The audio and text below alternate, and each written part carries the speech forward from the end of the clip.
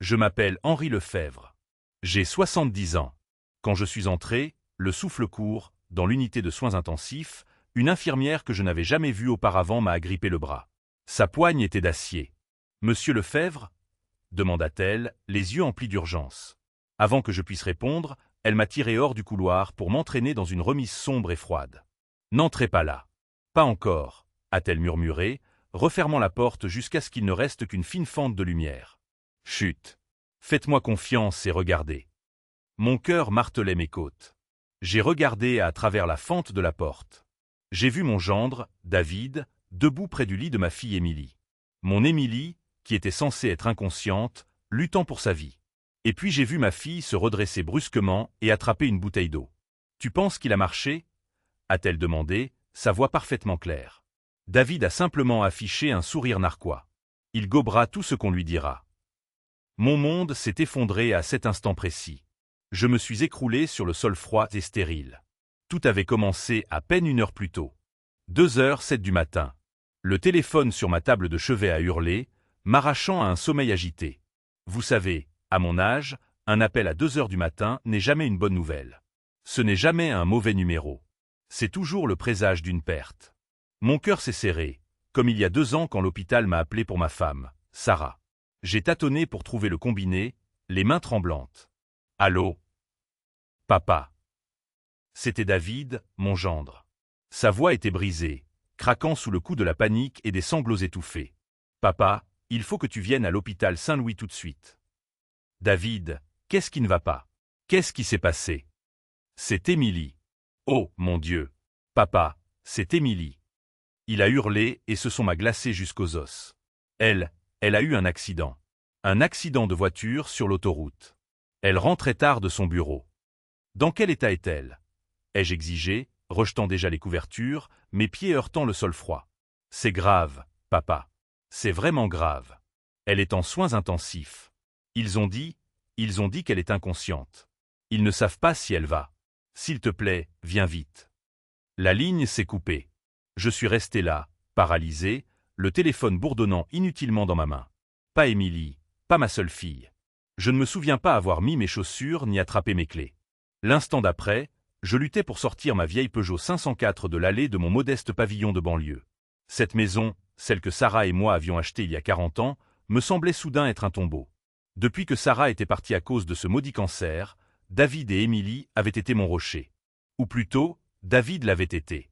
Émilie était anéantie par la mort de sa mère, s'enfermant dans une forteresse émotionnelle. Mais David avait pris les choses en main. Il était devenu le fils que je n'avais jamais eu. Il venait chaque semaine dans ma petite maison tranquille. « Papa, laisse-moi m'occuper de ça », disait-il doucement, prenant la pile de factures et de relevés médicaux de mon bureau. « Tu as 70 ans. Tu ne devrais pas te soucier de paperasse d'assurance complexe. Repose-toi. » J'étais si reconnaissant. Ma retraite n'était pas énorme, juste ce qu'un ingénieur en structure de toute une vie met de côté. Et la paperasse était déroutante.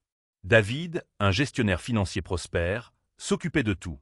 Il équilibrait mon carnet de chèques, s'assurait que mon prêt immobilier, que j'avais presque fini de payer, était à jour, et me rappelait toujours de prendre mes médicaments pour le cœur. « Tu dois prendre soin de toi, papa », disait-il, la main sur mon épaule. « Tu es tout ce qu'il reste à Émilie. » Mon pied a appuyé plus fort sur l'accélérateur.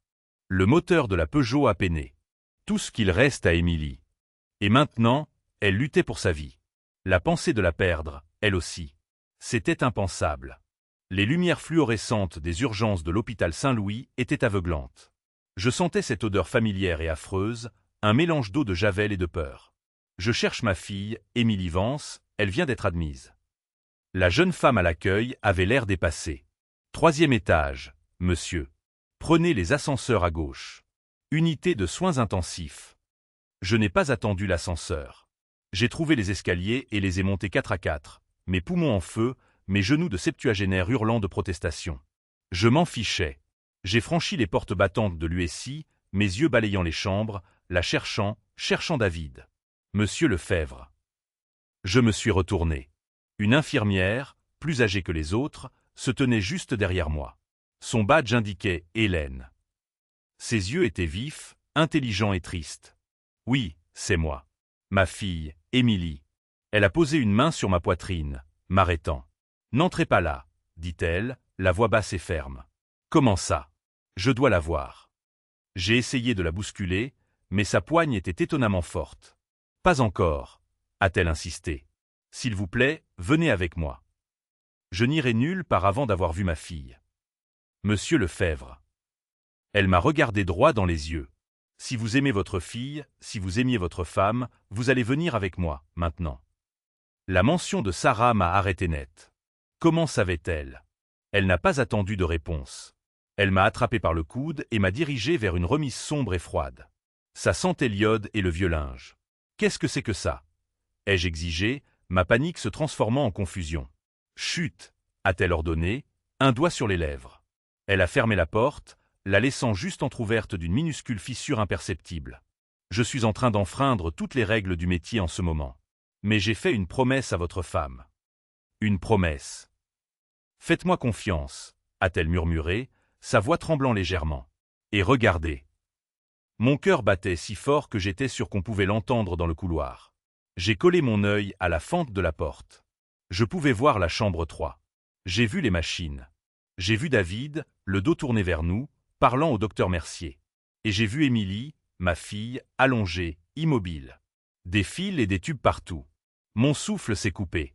Elle avait l'air si petite. « Il est là », a dit David au médecin. « L'infirmière de l'accueil vient de me biper. Il est en train de monter. »« Bien », a répondu le docteur Mercier, prenant une note sur un dossier. « On va le laisser la voir une minute. » Le laisser s'effondrer. Ensuite, tu interviens avec les papiers. Étant donné son âge avancé et ses antécédents de, disons, détresse émotionnelle depuis le décès de sa femme, aucun juge ne remettra en question un mandat de protection temporaire. Il ne se doutera de rien, a dit David. Et puis j'ai regardé, figé dans ce placard sombre, ma fille dans le coma, gravement blessée, se redresser d'un coup dans le lit. Elle a tendu la main, a attrapé une bouteille d'eau sur la table de chevet et a bu une longue gorgée. « Tu penses qu'il a marché ?» a demandé Émilie. Sa voix était parfaitement claire, nette et froide. J'ai arrêté de respirer. David a souri avec suffisance, se tournant vers elle. Il gobera tout ce qu'on lui dira, ma chérie. C'est un vieil imbécile sentimental. Il est à moitié sénile depuis la mort de maman, de toute façon. Bien, a dit Émilie en se rallongeant et en remettant le masque à oxygène sur son visage. Dépêche-toi d'en finir. Fais-le signer.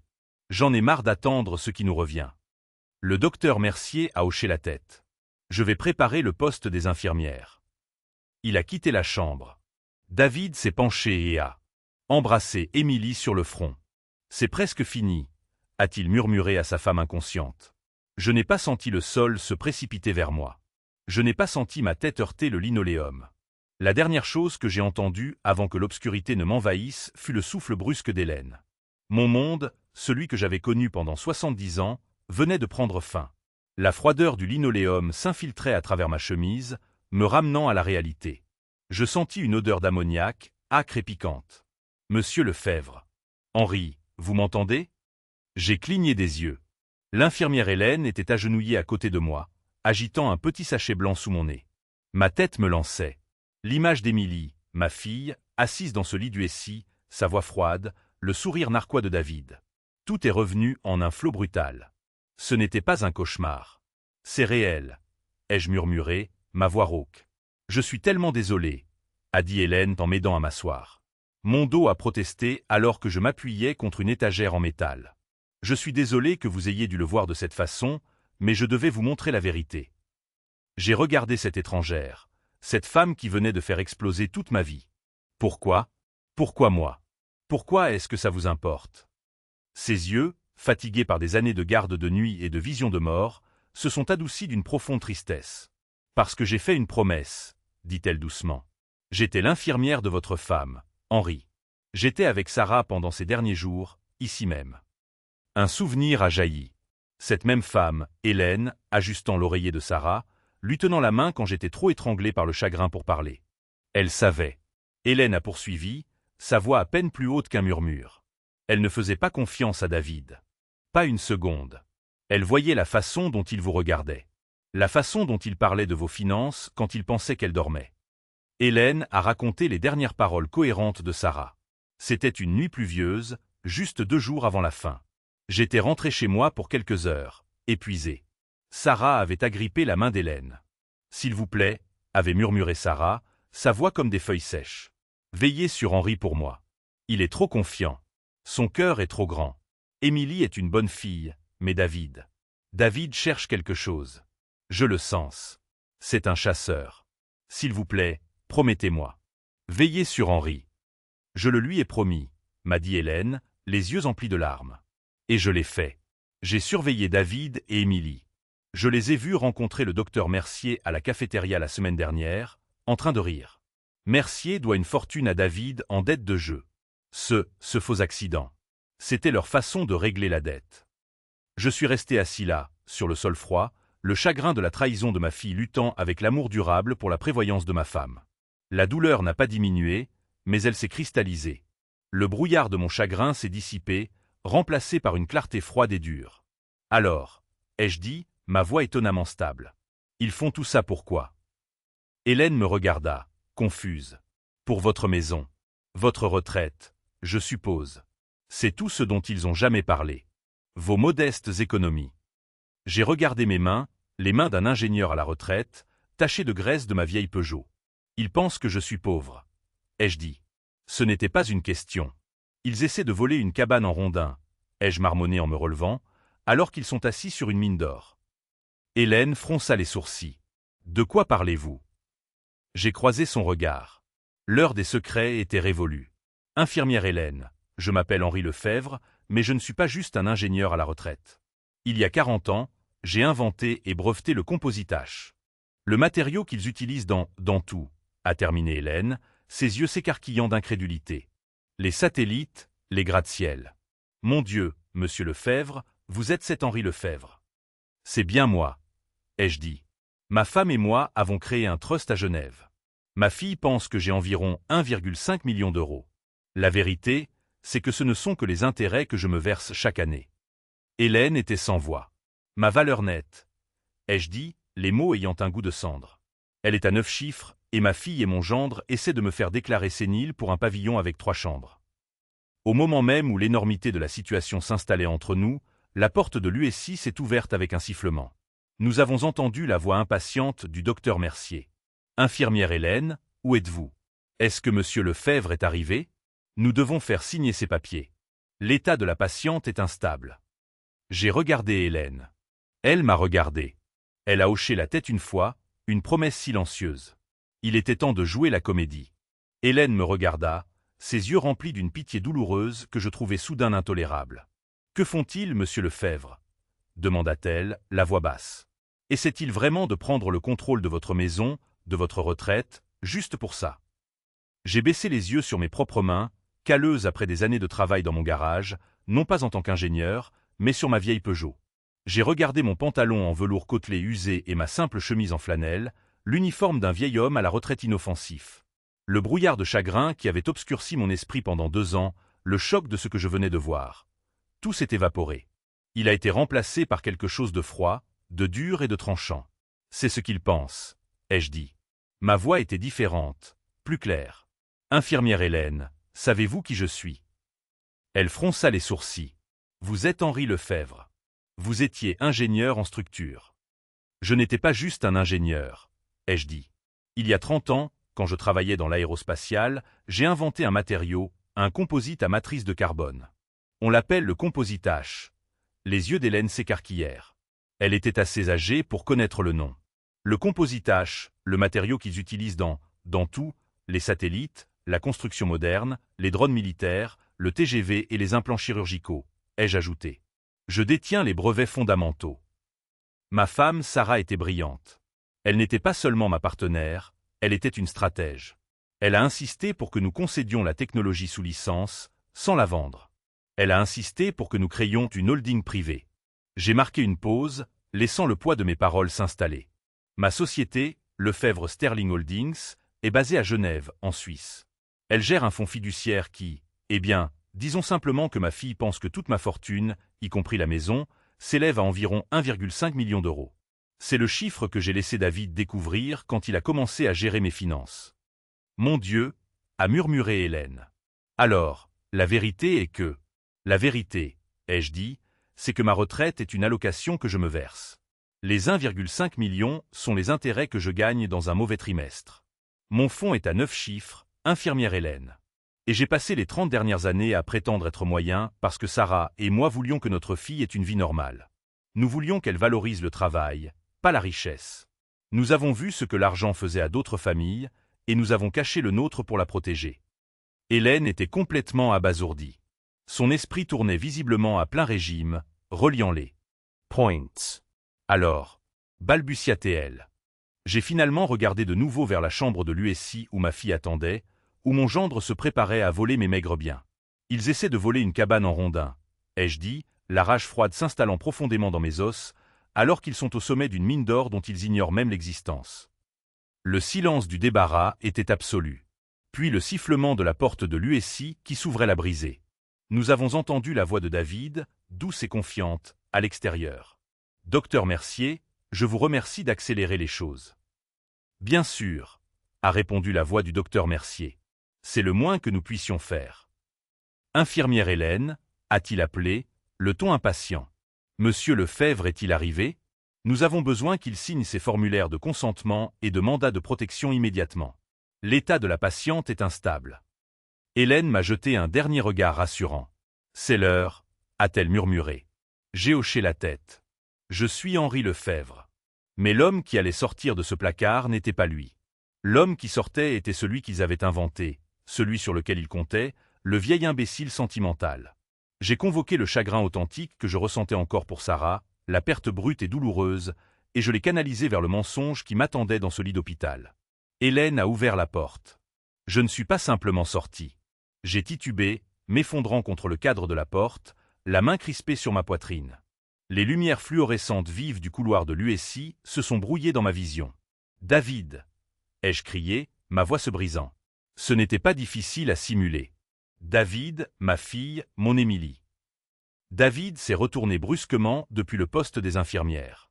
Son visage était un chef-d'œuvre de panique contrôlée. Il souriait avec le docteur Mercier quelques secondes auparavant, mais maintenant ses yeux étaient grands ouverts, sa bouche béante.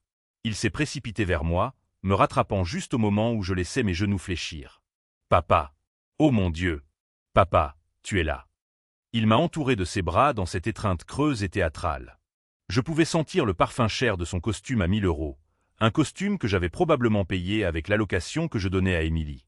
J'ai enfoui mon visage dans son épaule, laissant mon corps trembler, jouant le rôle de l'homme de 70 ans, brisé, sénile et anéanti par le chagrin. Est-ce qu'elle? Je n'ai pas pu finir la phrase. J'ai juste sangloté. Elle s'accroche, papa, a-t-il murmuré, sa voix se brisant de manière appropriée. Mais c'est grave. C'est vraiment grave. Elle s'est cogné la tête. Il y a un édème. Il m'a tenu à bout de bras, ses yeux scrutant mon visage, non pas avec amour, mais avec évaluation. Il cherchait la confusion que lui et Émilie avaient passé les 6 derniers mois à cultiver. « Tu as l'air terrible, papa. Tes mains tremblent. Ça va? Tu ne devrais pas être seul en ce moment. »« Je n'arrive pas à réfléchir. » ai-je balbutié, regardant au-delà de lui vers la chambre 3, où ma fille, le monstre, gisait en prétendant être proche de la mort. Le docteur Mercier s'est approché de nous, une tablette numérique à la main. Il avait le parfait comportement de chevet, grave, professionnel et légèrement pressé. « Monsieur Lefebvre, je suis le docteur Mercier, le chef de la neurochirurgie. »« Comment va-t-elle » ai-je murmuré, jouant mon rôle. « Votre fille souffre d'une grave pression intracrânienne, monsieur Lefebvre. Une hémorragie importante. Nous devons effectuer une craniotomie décompressive d'urgence. » Il a utilisé les mots longs et terrifiants délibérément. Une cranio. Oh, mon Dieu, sa tête. J'ai reculé et David m'a consciencieusement soutenu. « Nous avons besoin de votre signature sur ces formulaires de consentement immédiatement, » a dit Mercier, là. Voix sèche. Il a regardé David, un rapide coup d'œil complice, puis de nouveau vers moi. « Cependant, j'ai quelques inquiétudes. Monsieur Vance a mentionné que vous aviez une pathologie cardiaque préexistante et l'infirmière Hélène à l'accueil a signalé que vous, que vous vous êtes évanoui dans le couloir en arrivant. » Mes yeux se sont écarquillés. Je me suis tourné pour regarder Hélène, qui s'était discrètement déplacée vers le poste des infirmières. Son visage était un masque parfait de neutralité.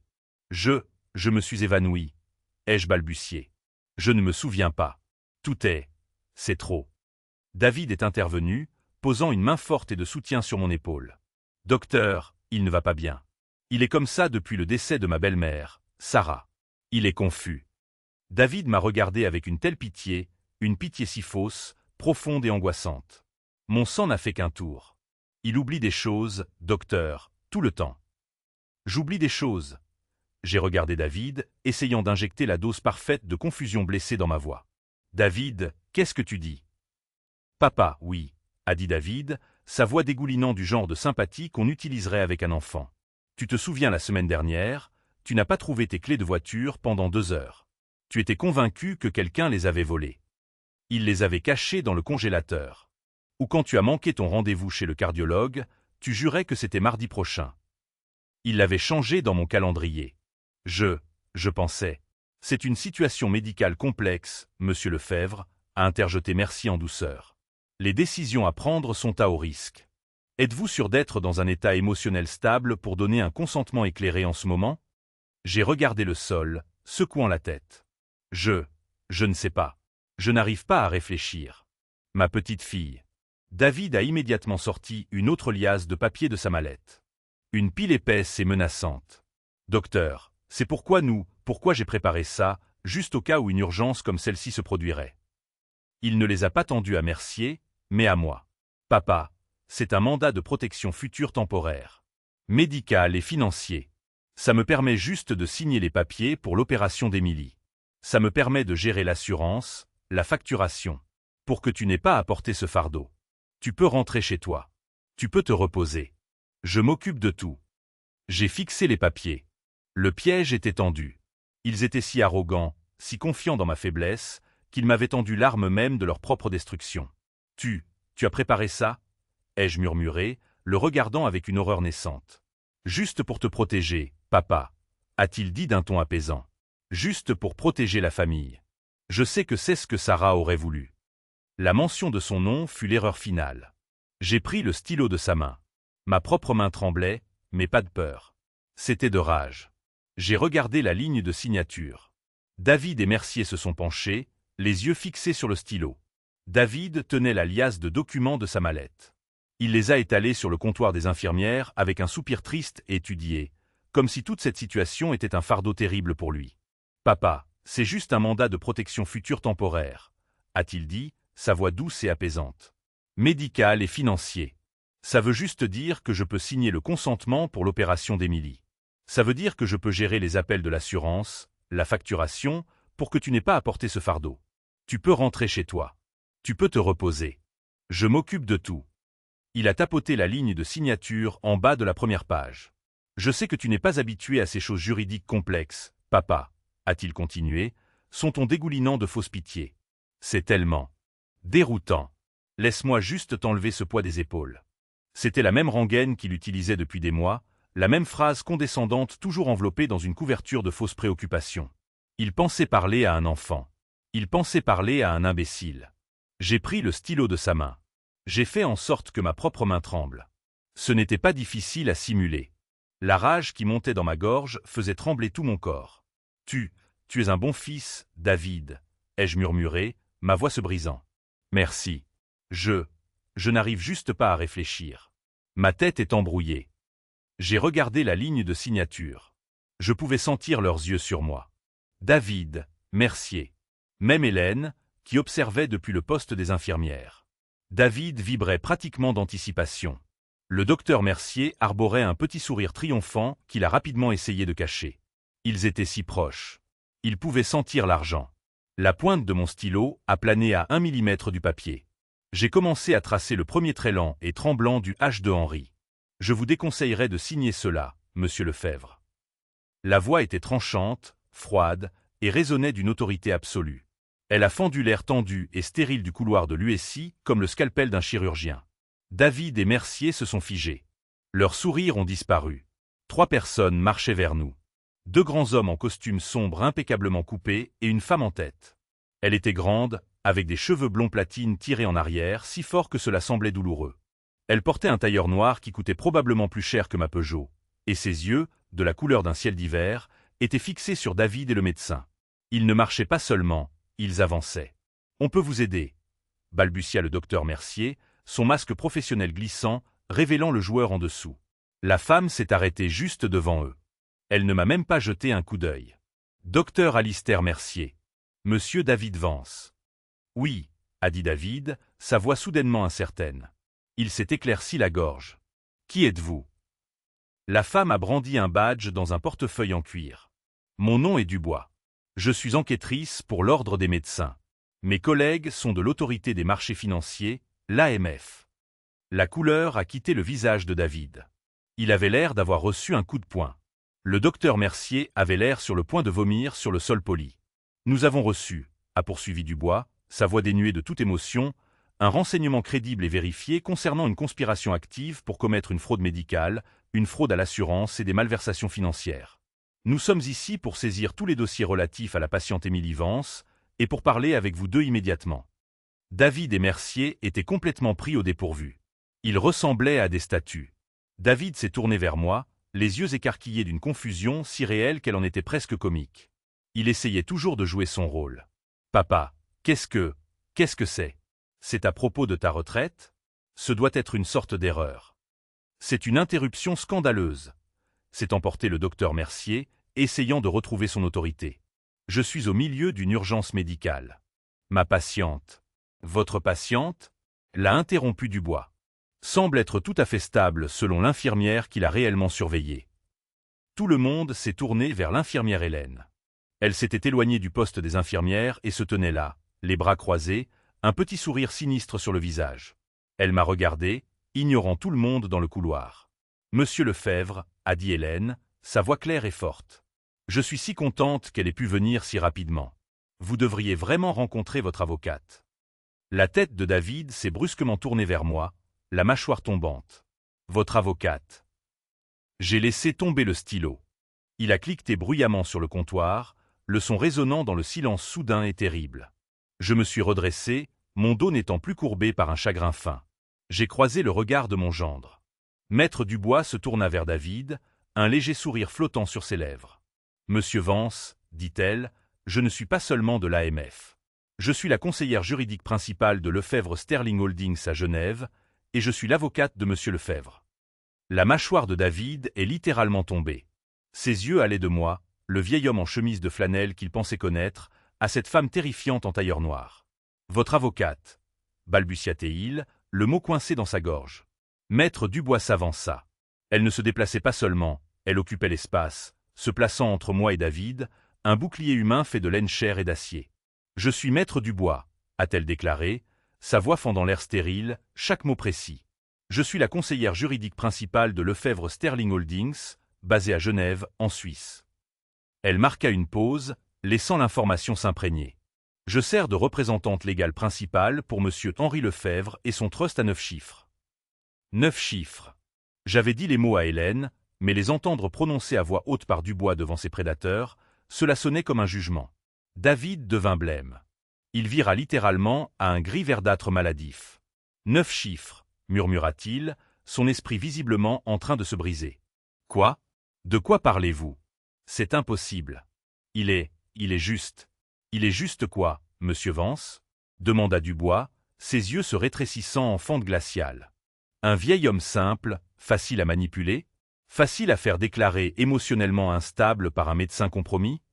Le docteur Mercier, qui était resté figé tout ce temps, retrouva enfin sa voix, bien qu'elle fût une octave plus haut qu'auparavant. « C'est un scandale. Je suis un chirurgien respecté. Je ne serai pas accusé. »« Vous allez vous taire, docteur Mercier, » ordonna Dubois, sans même daigner le regarder. « À moins que vous ne souhaitiez ajouter l'entrave à une enquête fédérale à votre liste d'accusations.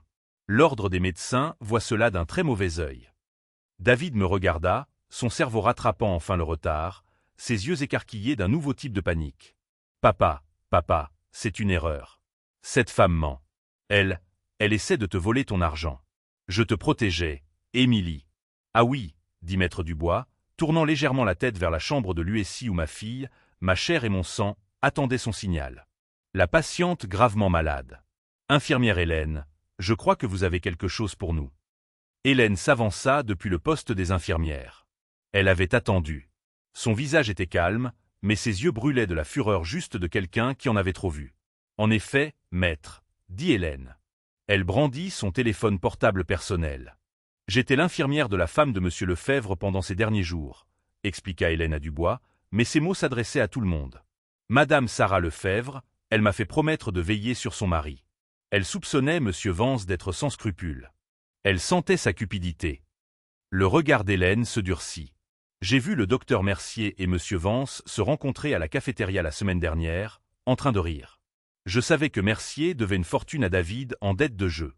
Alors, quand ils ont amené madame Vance pour un accident de voiture, alors que je savais qu'elle était entrée aux urgences en se plaignant d'un léger mal de tête. Elle est entrée en marchant, ai-je interrompu, le sang se retirant de mon visage. Le mensonge était plus profond que je ne le pensais. Entrée en marchant à 15 heures, monsieur Lefebvre. En parfaite santé, a confirmé. Hélène. Ils l'ont mise sous un sédatif léger pour préparer votre arrivée. Alors, j'ai placé ce téléphone, réglé pour enregistrer l'audio, dans la grille de ventilation de la chambre. Dubois hocha la tête. Mon équipe a déjà sauvegardé le fichier. Peut-être aimeriez-vous tous en entendre les meilleurs moments. Elle appuya sur lecture. Le petit haut-parleur du téléphone était d'une clarté choquante dans le terrible silence de l'USI. D'abord, la voix du docteur Mercier. Froide. Clinique. Le vieil homme est prévisible. L'appel à 2 heures du matin, la panique. Il sera de la pâte à modeler entre nos mains. Tu es sûr qu'il signera le mandat de protection? Puis la voix de David, douce, confiante. Mon gendre. Il signera tout ce que je lui mettrai sous le nez. Il pense que je suis son fils dévoué, qu'il aide avec ses papiers de retraite compliqués. C'est un imbécile sentimental. Ma poitrine se serra. Un imbécile. C'est comme ça qu'il m'appelait. Et puis sa voix. La voix de ma fille, froide et tranchante comme du verre. Assure-toi juste que la signature est nette. David et Mercier, vous aurez vos 500 000 € après la liquidation du trust, pas avant. 500 000 €. L'enregistrement continua, une pièce de théâtre audio grotesque. La voix de Mercier de nouveau. C'est un plan propre. Il signe le mandat de protection. Je déclare Émilie médicalement inconsciente, nécessitant des soins de longue durée que seul David, en tant que mari avec le mandat, peut gérer. Tu utilises son mandat pour accéder à ses actifs, en prétextant que c'est pour payer les soins d'Émilie. Le temps que quelqu'un comprenne, vous serez parti et je serai à la retraite. Et le vieil homme? Demanda David. La voix d'Émilie répondit.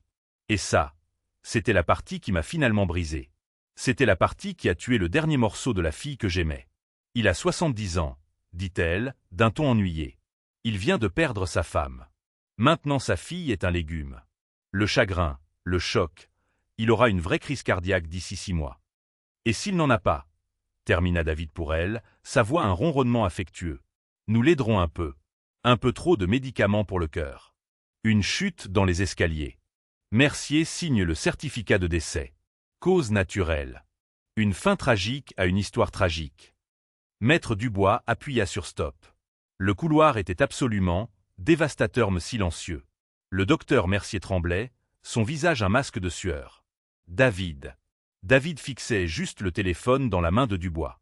Il ne me regardait même pas. Il calculait. Cet enregistrement est illégal, murmura David, sa voix rauque. C'était le dernier geste désespéré d'un rat acculé. Vous ne pouvez pas l'utiliser. C'est irrecevable. C'est un piège. Dubois sourit, un sourire fin, aiguisé, dangereux qui n'atteignit pas ses yeux. Monsieur Vance, nous ne sommes pas encore dans un tribunal. Ceci est une enquête administrative de l'ordre des médecins, et cet enregistrement est plus que suffisant pour faire révoquer la licence du docteur Mercier immédiatement. Quant à vous, l'AMF a des règles différentes concernant les preuves de complot en vue de commettre une fraude électronique. Et je vous assure, ils l'écouteront. Vous. Mercier se jeta, non pas vers la porte, mais vers le téléphone. Il essaya de l'arracher des mains de Dubois. Les 2 grands hommes, qui étaient restés silencieux jusqu'à présent, bougèrent. Ils ne l'arrêtèrent pas seulement. Ils le neutralisèrent. D'un mouvement fluide, Mercier fut plaqué contre le mur, son bras tordu durement derrière son dos, des menottes en plastique se refermant sur son poignet. « Docteur Alistair Mercier », dit l'un des hommes, sa voix un grondement sourd. « Vous êtes en état d'arrestation, en attente d'enquête. » David hyperventilait, me regardant furtivement, ses yeux cherchants, désespérés, essayant de trouver le vieil Henri, faible et stupide. « Papa, s'il te plaît. Il déforme tout. On essayait juste D'essayer quoi, David? Ai-je demandé. Ma voix ne ressemblait pas à la mienne. Elle était froide. Elle était dure. C'était la voix de l'homme qui avait bâti un empire. De m'aider un peu. Le sang quitta son visage. Il savait que je savais tout. Le docteur Mercier fut le premier à craquer. C'était un joueur et il savait quand la partie était perdue. C'est un malentendu. Je suivais juste les instructions de Monsieur Vance. Il m'a mis la pression. Il m'a menacé. Il connaît mes dettes. Ce que vous venez de confirmer, docteur, dit Maître Dubois, faisant un signe de tête à l'un de ses hommes. L'homme, qui avait la carrure d'un réfrigérateur, s'avança et prit le bras du docteur Mercier. Vous êtes retenu par la sécurité de l'hôpital, docteur, en attendant une enquête complète de l'ordre des médecins et de l'AMF. Alors que Mercier était emmené, protestant et transpirant, David me fixait simplement. Son visage était un masque d'incrédulité totale. Le monde entier qu'il avait construit, la réalité entière qu'il avait fabriquée venait de se vaporiser. Il se tourna vers Maître Dubois, sa voix un murmure rauque. 9 chiffres, 9 chiffres. La valeur nette de Monsieur Lefebvre ne vous concerne pas, répondit Dubois. Elle m'a dit qu'il était, elle m'a dit. L'esprit de David se brisait. Il me regarda, puis l'agent de sécurité de l'hôpital qui s'approchait maintenant de lui. Il savait qu'il était vaincu. Mais la rage d'avoir été dupé par sa propre partenaire, c'était quelque chose de nouveau. L'agent prit les bras de David et lui menotta les mains derrière le dos. Le clic sec des menottes résonna dans le couloir. David ne sembla pas le remarquer. Ses yeux étaient fixés sur la chambre 3, sur le lit d'hôpital, sur ma fille Émilie, qui était toujours allongée là, prétendant être inconsciente, les yeux fermés. Le visage de David se tordit, non pas de peur mais d'une fureur pure et venimeuse. « Toi !» hurla-t-il, se jetant vers le lit, retenu seulement par l'agent. « Tu m'as menti. » Le couloir, qui bourdonnait de chuchotements, devint complètement silencieux. « Tu as menti !» rugit David, sa voix se brisant. « Tu m'as dit que c'était un vieil homme pauvre et pathétique. Tu m'as dit qu'il avait une maison et une petite retraite. 9 chiffres, 1 milliard. Tu m'as manipulé. Tu t'es servi de moi pour l'atteindre. » Il avouait tout, là, sur le champ, admettant sa propre part dans l'escroquerie. Tout cela parce que sa fierté était plus blessée que son casier judiciaire. « C'est toi qui as menti !» hurla-t-il à la forme toujours comateuse de ma fille. Et puis, les yeux d'Émilie s'ouvrirent brusquement. Ce ne fut pas un réveil lent. Ce fut immédiat, vif, conscient. David cessa de crier. Il se figea. Même l'agent de sécurité marqua une pause. Elle ne le regarda pas. Elle n'a même pas reconnu l'homme avec qui elle avait tout planifié. L'homme qui était maintenant arrêté, l'homme avec qui elle avait partagé un lit. Elle tourna lentement, délibérément la tête sur l'oreiller. Ses yeux contournèrent tout le monde, Dubois, Hélène, les agents, jusqu'à ce qu'ils me trouvent. Je plongeai mon regard dans les yeux de ma fille, m'attendant à y voir quoi? La honte, la peur, le regret. Je n'y vis rien de tout cela. J'y vis une haine si profonde, si froide, si absolue qu'elle m'arrêta le cœur. Elle se redressa sur ses coudes. La tubulure de la perfusion se tendit. « Toi !» siffla-t-elle. Sa voix n'était pas la voix faible d'une patiente. C'était un grognement bas et guttural qui me glaça le sang bien plus que les cris de David ne l'avaient jamais fait. « Tu l'as laissé mourir. » J'étais confus. « Émilie, quoi? De quoi parles-tu? »« Tu l'as laissé mourir. » hurla-t-elle, sa voix se brisant d'une douleur qui était terrifiante de réalisme. « Tu as laissé ma mère mourir. Tu l'as laissé mourir dans cet hôpital même, dans la douleur, pendant que toi tu étais assis sur des milliards. » L'accusation resta en suspens dans l'air, épaisse et toxique. Maître Dubois et les 2 agents de sécurité se figèrent. Même l'agent de sécurité de l'hôpital, qui tenait toujours David, semblait confus. David lui-même avait cessé de se débattre, une expression de pur calcul choquée sur le visage. Il ne s'attendait pas à ça. Ce n'était pas dans son plan. J'étais complètement à la dérive. Mon esprit ne parvenait pas à donner un sens à ses paroles. « Émilie » balbutiai-je, faisant un pas vers son lit. « Quoi? De quoi parles-tu, chérie? Tu n'es pas bien. Ta mère, Sarah, elle avait un cancer du pancréas de stade 4. C'était en phase terminale. Il n'y avait pas de remède. Rien n'aurait pu la sauver. » Émilie laissa échapper un son. Ce n'était pas un rire. C'était un aboiement sec et brisé de pur mépris angoissant. Les policiers qui s'étaient avancés pour la menotter s'arrêtèrent, déconcertés par la haine brute dans ses yeux. « Rien. cracha-t-elle. Il n'y avait rien. Elle était maintenant complètement assise, sa blouse d'hôpital froissée autour d'elle, son visage pâle et strié de larmes qui n'étaient plus fausses. C'était réel. C'était la source de son poison. David l'a trouvé, dit-elle, sa voix tremblant d'une rage si profonde qu'elle semblait faire trembler la pièce. Il a enquêté parce qu'il m'aimait. Parce qu'il ne supportait pas de me voir si brisée par la mort de maman. Il a tout examiné. Examiné quoi, Émilie? Il n'y avait rien à trouver. La clinique en Allemagne, hurla-t-elle, et le son fit biper les moniteurs plus vite. L'essai d'immunothérapie expérimentale à Munich. Ça te dit quelque chose, papa? Je sentis mon sang se glacer. Il a trouvé la correspondance, poursuivit Émilie, ses mots déferlant en une confession de sa propre douleur. Une clinique privée. Ils avaient un nouveau traitement, une chance de rémission de 80%. Tout ce que ça coûtait, c'était de l'argent. 5 millions d'euros. Maître Dubois me fixait maintenant. Je pouvais sentir son regard glacial me réévaluer, me questionner. Ils t'ont envoyé les dossiers, sanglota Émilie, pointant un doigt tremblant vers moi. L'hôpital ici leur a transmis son dossier, à maman, et ils t'ont envoyé leur offre. Parce que c'était toi qui payais pour tout. David a trouvé la lettre. Il l'a trouvée dans ton bureau il y a 6 mois, cachée sous tes vieux plans d'ingénieur. Elle avait raison. Je me souvenais de la lettre. Je me souvenais de l'enveloppe épaisse de couleur crème. Je l'ai vue, papa, murmura-t-elle, sa voix tombant à un sifflement brisé et terrifiant. J'ai vu la lettre avec la chance de 80%. Et j'ai vu ce que tu as écrit dessus, de ta propre main, avec ce gros stylo rouge arrogant que tu utilises toujours. Elle prit une inspiration saccadée, ses yeux se fixant sur les miens, remplis d'une vie entière de trahison. Tu as écrit non. Émilie, commençai-je, mais ma voix était partie. Tu as écrit non, hurla-t-elle. Tu as regardé une chance de 80% de sauver ta femme, de sauver ma mère. Et tu as écrit non. Elle se tourna vers Maître Dubois, vers la police, vers l'infirmière Hélène, sa voix s'élevant à un ton hystérique. Vous comprenez? Il l'a laissé mourir. Il l'a laissé dépérir dans ce lit d'hôpital, dans l'agonie.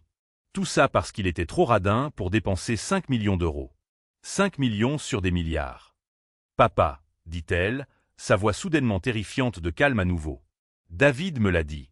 Il m'a dit que tu étais un monstre qui accordait plus de valeur à l'argent qu'à sa propre famille.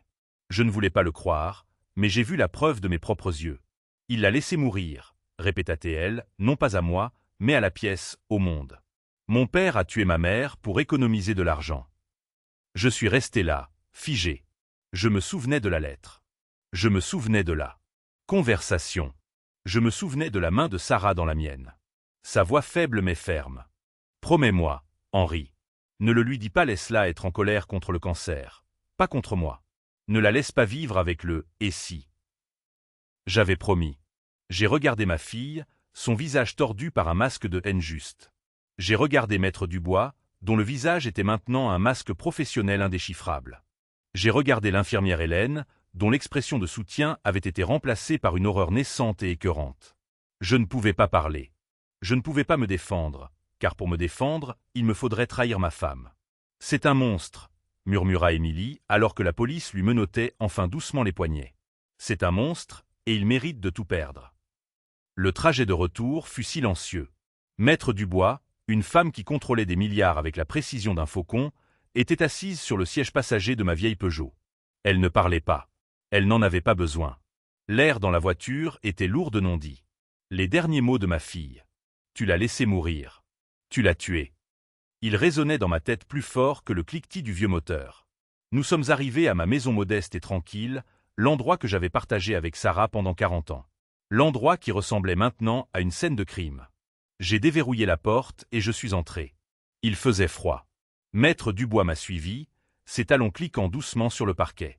Elle se tenait au milieu de mon simple salon, regardant les photos délavées sur la cheminée. Sarah et moi jeunes, Émilie sur un tricycle. Une famille heureuse, un mensonge. Monsieur Lefebvre, dit-elle enfin, sa voix prudente, professionnelle, mais la glace avait disparu, remplacée par quelque chose que je ne pouvais pas tout à fait nommer. Henri, cette accusation dans le couloir. Je me tenais le dos tourné, fixant le portrait principal de Sarah, celui peint il y a 10 ans, quand elle était encore vibrante, les yeux pleins de vie. Si ce qu'Émilie a dit est vrai, a poursuivi Dubois, cela change fondamentalement le paysage juridique. Ce n'est plus seulement une fraude financière. Cela implique un mobile différent, plus sombre pour tout. J'ai entendu le mot non prononcé, meurtre. C'est vrai, ai-je dit. Ma voix était rauque. Elle ne ressemblait même pas à la mienne. J'ai entendu sa brusque inspiration. Quoi? C'est vrai, ai-je répété en me tournant vers elle. L'expression sur son visage n'était plus professionnelle. C'était une expression d'horreur. C'est moi qui ai refusé le traitement. C'est moi qui ai pris ce stylo rouge et qui ai écrit « non » sur cette lettre de la clinique de Munich. Elle était sans voix. Cette femme de fer, qui avait affronté des raideurs d'entreprise et des gouvernements hostiles, me regardait comme si je venais d'avouer le crime le plus odieux imaginable. Je ne comprends pas, balbutia-t-elle. Votre femme, une chance de 80%. Pourquoi? Parce que, ai-je dit en la dépassant, vous n'avez pas entendu toute l'histoire. Personne ne l'a entendue. J'ai tenu une promesse. Je suis entré dans mon petit bureau, celui que David avait si nonchalamment qualifié de débarras du vieil homme. Je me suis dirigé vers la lourde bibliothèque en chêne, celle que Sarah et moi avions achetée dans un marché aux puces lors de notre lune de miel. J'ai sorti un exemplaire usé de Moby Dick. Derrière, il n'y avait pas de livre. C'était le cadran d'un coffre-fort mural. Maître Dubois a observé en silence pendant que je tournais la combinaison. La serrure a cliqué, un son lourd et final. Je n'ai pas refusé le traitement, Maître Dubois, ai-je dit en ouvrant la lourde porte en acier. C'est Sarah qui l'a fait. J'ai plongé la main à l'intérieur, dépassant de vieux certificats d'action et des titres de propriété. Mes doigts ont trouvé le plastique froid et dur d'un disque dur numérique. Je voulais tout vendre. Ai-je murmuré, ma voix se brisant enfin. J'aurais vidé tout le trust juste pour cette chance de 1%. Mais Sarah, elle savait. Elle m'a toujours mieux connu que je ne me connaissais moi-même. Je me suis retourné, tenant le disque dur. Et elle savait que ce jour pourrait arriver. Elle connaissait Émilie. Elle connaissait David. Et elle nous a laissé une dernière preuve. Qu'est-ce que c'est? A demandé Dubois. C'est un journal vidéo, ai-je répondu, ma main tremblant en le tenant. Les derniers mots de Sarah. Elle m'a dit de le regarder seulement si Émilie découvrait un jour la lettre. Elle m'a dit « Regarde ça quand tu auras besoin que je te sauve une dernière fois. » Les yeux de Maître Dubois se sont écarquillés. « Je pense, dit-elle, sa voix retrouvant son tranchant professionnel, que nous devons regarder ça, tout de suite. » Nous étions assis dans mon bureau, le disque dur bourdonnant doucement alors qu'il se connectait à mon ordinateur portable. La pièce était sombre, à l'exception de la lueur de l'écran. J'ai reçu cette lettre un mardi, ai-je commencé, ma voix basse, me forçant à revivre le souvenir. Je ne l'ai pas simplement vue. Je l'ai déchirée comme un affamé. Une chance de 80%. Pour moi, ce n'était pas une chance. C'était une certitude. C'était un miracle. J'ai regardé Maître Dubois. Son visage était neutre, en attente. J'ai immédiatement appelé ma banque à Genève. Je leur ai dit de se préparer à liquider 20 millions d'euros, juste au cas où. 5 millions pour le traitement, le reste pour tout ce dont ils auraient besoin. Un jet privé, les meilleurs médecins. Je m'en fichais. J'allais sauver ma femme. Début du flashback. Je suis entré en courant dans sa chambre d'hôpital, cette lourde enveloppe crème serrée dans ma main comme si c'était le Saint Graal. « Sarah !» ai-je crié, ma voix se brisant. « Sarah, on a trouvé. Il y a une clinique en Allemagne. Ils pensent qu'ils peuvent t'aider. » Sarah était si maigre. Le cancer lui avait tout pris, sauf ses yeux. Ses yeux étaient toujours brillants, toujours les siens. Elle m'a regardé, a regardé la lettre, et elle n'a pas souri. Elle avait juste l'air fatiguée. « Henri !» a-t-elle murmuré, sa voix comme des feuilles sèches. « Viens ici. Assieds-toi. »« Non, tu ne comprends pas, » ai-je insisté, m'agenouillant près de son lit, essayant de forcer la lettre dans sa main frêle. « C'est une chance de 80%, Sarah, 80. On peut y aller aujourd'hui. Je vais organiser le jet. »« On peut. »« Henri !» a-t-elle interrompu, et sa voix, bien que faible, avait une fermeté qui m'a arrêté net. Elle a posé sa main sur la mienne, couvrant la lettre. « Mon amour, arrête. »« Mais Sarah, je suis fatiguée, » a-t-elle dit. « Juste fatiguée. Je me bats depuis 3 ans. On m'a injecté plus de produits chimiques qu'à une expérience scientifique. J'en ai fini. Je ne veux plus me battre. Ce n'est pas un combat, ai-je plaidé. C'est un remède. C'est une chance. »« Une chance de quoi ?» a-t-elle demandé, ses yeux scrutant les miens. « Une chance de passer les 6 derniers mois de ma vie dans un laboratoire stérile à Munich, branché à plus de machines, plus malade que je ne le suis maintenant à cause du traitement, pour que je puisse peut-être gagner une autre année, ou deux. Elle a secoué la tête, un mouvement lent et délibéré. Ce n'est pas vivre, Henri. C'est juste retarder l'échéance. Elle a toussé, un son sec et douloureux qui me déchirait de l'intérieur. Je veux rentrer à la maison, a-t-elle murmuré. Nous le ferons, après l'Allemagne, nous le ferons. Non, Henri. Je veux rentrer à la maison maintenant. Je veux mourir dans notre lit. Je veux m'asseoir sur notre terrasse et regarder le coucher de soleil. Je veux entendre le son des carillons que tu as accrochés. Ses yeux se sont remplis de larmes, les premières qu'elle s'était autorisée à verser depuis des mois. Émilie obtient son diplôme dans 4 semaines, dit-elle, sa voix se brisant. Je veux le voir, même si c'est juste en vidéo. Je ne peux pas faire ça depuis un hôpital en Allemagne. J'étais anéanti. Je suis tombé en avant, ma tête reposant sur son corps frêle, et j'ai sangloté. S'il te plaît, ai-je supplié. S'il te plaît, ne me quitte pas. Ne fais pas ça. Et elle m'a caressé les cheveux. Je ne te quitte pas, Henri. J'en ai juste fini. Et tu dois me laisser partir. Tu dois me laisser faire ça à ma façon. C'est la dernière décision que je peux prendre. J'ai finalement levé les yeux, mon visage trempé de larmes. Tu dois me promettre quelque chose, dit-elle, son regard intense, agrippant ma main avec une force surprenante. Tu dois me promettre que tu ne parleras jamais de cette lettre à Émilie. Quoi, Sarah? Pourquoi? Parce que, dit-elle, sa voix féroce, je connais notre fille. Elle ne se le pardonnera jamais. Elle vivra toute sa vie avec le « et si ». Elle pensera qu'il y avait un miracle et que nous ne l'avons pas saisi. Elle sera en colère. Elle se sentira coupable. Elle ne guérira jamais. Tu comprends? C'est mieux. C'est plus gentil de la laisser être en colère contre le cancer. Laisse-la être en colère contre Dieu, mais ne la laisse pas être en colère contre moi pour avoir abandonné. Et ne la laisse pas être en colère contre toi pour quelque chose que tu ne pouvais pas contrôler. Mais je peux contrôler ça, ai-je argumenté. Non, Henri. C'est mon choix. Ses yeux suppliaient. Promets-le-moi. Promets-moi que tu la laisseras croire qu'il n'y avait rien d'autre à faire. Promets-moi que tu la protégeras de ça. Promets-moi que tu me laisseras partir. Je l'ai regardée, ma femme depuis 40 ans, l'amour de ma vie, me demandant de la laisser mourir. C'était le moment le plus brutal et angoissant de mon existence. Je le promets, ai-je murmuré. Elle a soupiré, un long et dernier relâchement de tension. Bien, dit-elle. Maintenant, cette lettre.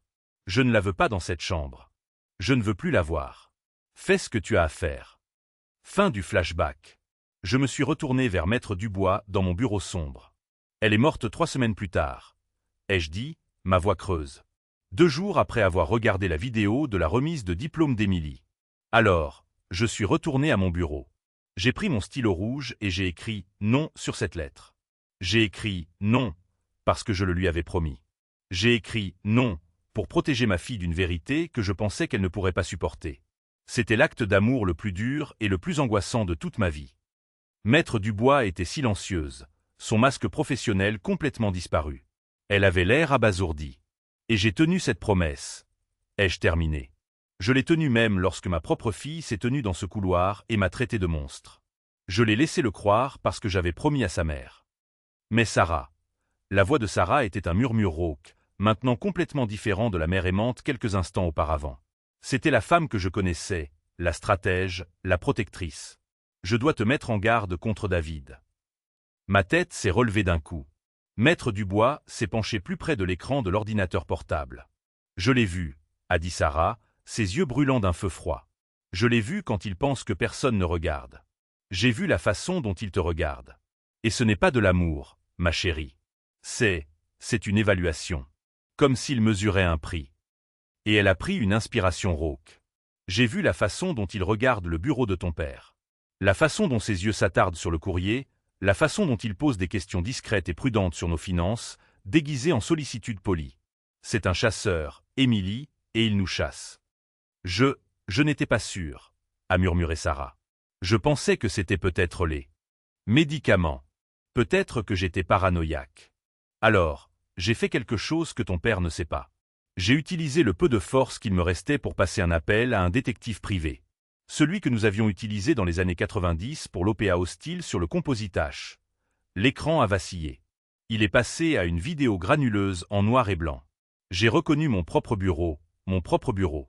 L'angle de la caméra était élevé, depuis le coin de la bibliothèque. Sarah avait installé une caméra cachée. Nous avons regardé la vidéo, horodatée 2 semaines avant sa mort, montrant David Vance entrant dans mon bureau. Il est allé directement à mon bureau. Il a sorti un petit outil argenté de sa poche, un crochet de serrurier. En moins de 10 secondes, il a ouvert le tiroir central verrouillé. Maître Dubois a laissé échapper un petit hoquet de surprise. Il n'a pas seulement regardé, il a fouillé. Il a sorti mes relevés bancaires, les faux relevés que je gardais. Il a sorti mon testament. Il a sorti les polices d'assurance. Il a sorti son téléphone et avec une précision calme et méthodique, il a photographié chaque page. La vidéo est revenue sur Sarah, son visage sombre. Ce n'est pas juste un chercheur d'or, Émilie. C'est un professionnel. Mon détective, a dit Sarah, sa voix lourde, a fait des recherches sur son nom, David Vance. Il a été marié 2 fois auparavant. Sa première femme. Elle était une héritière de Boston. Elle a disparu lors de leur lune de miel en yacht dans les Caraïbes. Son corps n'a jamais été retrouvé. Il a tout hérité. Sa deuxième femme, une cadre de la Tech de San Francisco. Elle est morte dans un tragique accident de randonnée. Une chute. Il a hérité de tout d'elle aussi. Les 2 femmes étaient riches. Les 2 femmes sont mortes de manière inattendue. Les 2 fois, il était le seul bénéficiaire. Sarah s'est penchée si près de la caméra que son visage a rempli l'écran, ses yeux suppliants. C'est un prédateur, Émilie. Il n'est pas amoureux de toi. Il t'utilise.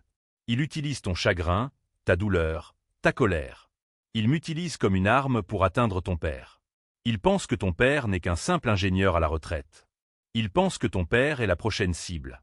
Je ne peux plus te protéger, ma chérie, a sangloté Sarah, la force l'abandonnant finalement. Alors, je te laisse ça. Ne le laisse pas gagner. Ne le laisse pas. L'écran est devenu noir. Le fichier s'est terminé.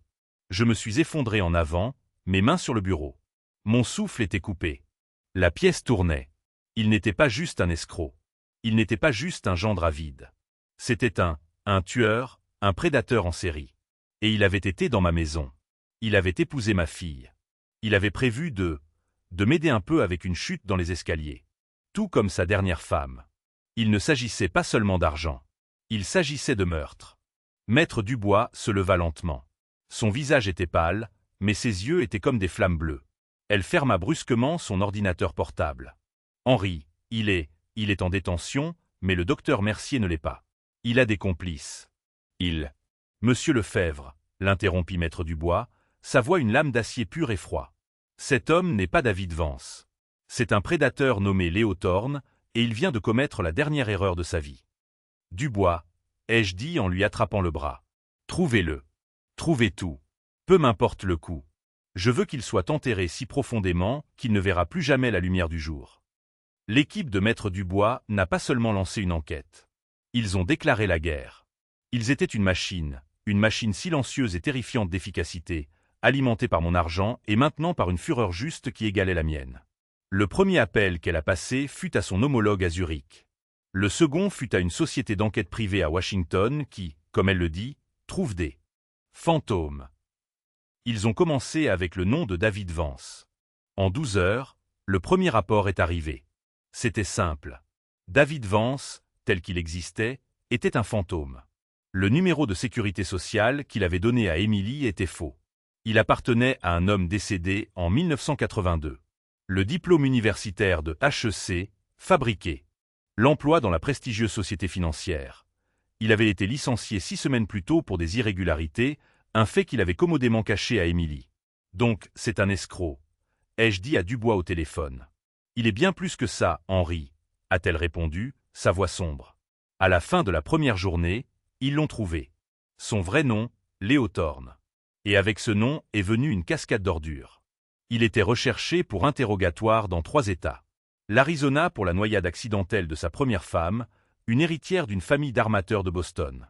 Toute sa fortune, estimée à 20 millions de dollars, avait été transférée sur un compte offshore aux îles Caïmans quelques jours seulement avant son tragique accident de bateau. Puis il y avait la Californie. Sa deuxième femme, une cadre de la Silicon Valley, est morte dans un accident de randonnée. Elle est tombée d'une falaise. Il était le seul témoin. Il a hérité de ses 45 millions de dollars en stock options. La police l'avait soupçonné dans les 2 cas, mais Léo était intelligent. C'était un fantôme. Il liquidait les actifs, déplaçait l'argent et disparaissait, pour ne réapparaître que dans une nouvelle ville avec un nouveau nom, prêt à trouver sa prochaine victime. Mais cela menait à la question qui me glaçait jusqu'à la moelle. Dubois, je ne comprends pas, ai-je dit en arpentant mon bureau. Ces autres femmes étaient déjà riches. Émilie. Émilie n'a rien. Son nom n'est sur aucun de mes comptes. Elle a des dettes d'étudiant. Pourquoi elle? Pourquoi monter cette mascarade élaborée, ce faux accident, juste pour mettre la main sur ma modeste succession de 1,5 million d'euros? C'est la question à laquelle mon équipe vient de répondre, a dit Dubois, sa voix tendue. Il n'était pas après vos 1,5 million d'euros, Henri. Il était après la totalité du trust à 9 chiffres. Mais comment aurait-il pu le savoir? Seuls vous, moi et Sarah connaissions toute l'étendue. Il a engagé quelqu'un qui le savait, l'a interrompu Dubois. Mes enquêteurs ont trouvé un paiement, un virement de 100 000 euros d'un des comptes de Léo Thorne aux Caïmans il y a 3 ans. Le destinataire était un détective privé à New York. Un détective. Pas n'importe quel détective, a dit Dubois. Un spécialiste de l'espionnage industriel. Cet homme n'a pas été engagé pour trouver une personne. Il a été engagé pour trouver de l'argent. Il vous suivait, Henri Lefebvre, l'inventeur reclus du compositage, depuis 3 ans, avant même que Sarah ne décède. Les pièces du puzzle se sont assemblées, chacune plus horrifiante que la précédente. La rencontre fortuite, la romance, le mariage. Il n'a pas rencontré Émilie, ai-je murmuré, la prise de conscience m'ôtant le souffle. Il l'a ciblée. Il a orchestré toute la relation. Il savait qu'elle était ma seule enfant, ma seule héritière. Il nous a étudiés. Il l'a trouvée. Il est devenu l'homme parfait, le partenaire de soutien. Exactement, a confirmé Dubois. Il est devenu l'homme dont elle avait besoin. Et puis il a attendu. Il a attendu que Sarah décède, sachant qu'Émilie serait émotionnellement vulnérable. Il est devenu son rocher, son confident. Tout en semant les graines que vous étiez instable, que vous étiez le véritable ennemi. Son plan était brillant. Il était monstrueux. Il n'allait pas seulement voler ma retraite. Il allait utiliser ma fille endeuillée et manipuler comme la clé pour déverrouiller tout mon empire. Le plan était simple. 1. Utiliser le chagrin d'Émilie pour creuser un fossé entre nous. 2. Utiliser la lettre d'Allemagne. Comme preuve ultime que j'étais un monstre, assurant la loyauté totale d'Émilie envers lui. 3. Mettre en scène le faux accident pour que moi, le vieil homme sénile et endeuillé, je signe un mandat de protection complet. 4. Avec ce mandat, il aurait eu accès au trust de Genève. Il aurait tout liquidé, des centaines de millions d'euros. 5. Et puis l'acte final, une chute dans les escaliers pour moi, une overdose pour sa femme endeuillée et instable, Émilie. Il aurait tout hérité. Une histoire tragique, un crime parfait. Il est toujours en détention, n'est-ce pas? Ai-je demandé, la voix tremblante. Léo Thorne est dans une cellule fédérale. Il ne va nulle part, m'a assuré Dubois. Les preuves de fraude inter-État et les enquêtes pour meurtre en Arizona et en Californie sont accablantes. Il est fini. Bien, ai-je dit. Et le docteur Mercier? Il y eut une pause froide et lourde. Ça, a dit Dubois, c'est le nouveau problème. Mercier ne faisait partie que de la fraude locale. Il a payé sa caution il y a 1 heure. Il est dans la nature. Je me suis levé. C'est un complice et il est désespéré. Il sait que nous avons cet enregistrement. Mon équipe le traque, a dit Dubois. Mais un homme comme Léo Thorne, un homme qui planifie pendant 3 ans, il faut supposer qu'il n'a pas qu'un seul complice. Il pourrait en avoir d'autres que nous ne connaissons pas. Le quartier de détention de l'hôpital était une autre sorte d'unité de soins intensifs. Un endroit où la maladie n'était pas dans le corps, mais dans l'âme. C'était froid, stérile et silencieux, à l'exception du bourdonnement des néons. Un garde m'a conduit à une petite pièce renforcée. Émilie était déjà là, assise sur un tabouret en métal de l'autre côté d'une épaisse vitre en plexiglas. Elle avait l'air petite. Ses vêtements chers avaient disparu, remplacés par une blouse d'hôpital bleu standard.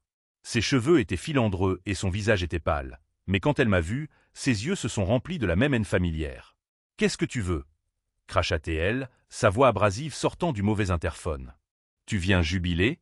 Me dire que tu as gagné ?» Je n'ai rien dit. Je me suis juste assis sur le tabouret de mon côté de la vitre.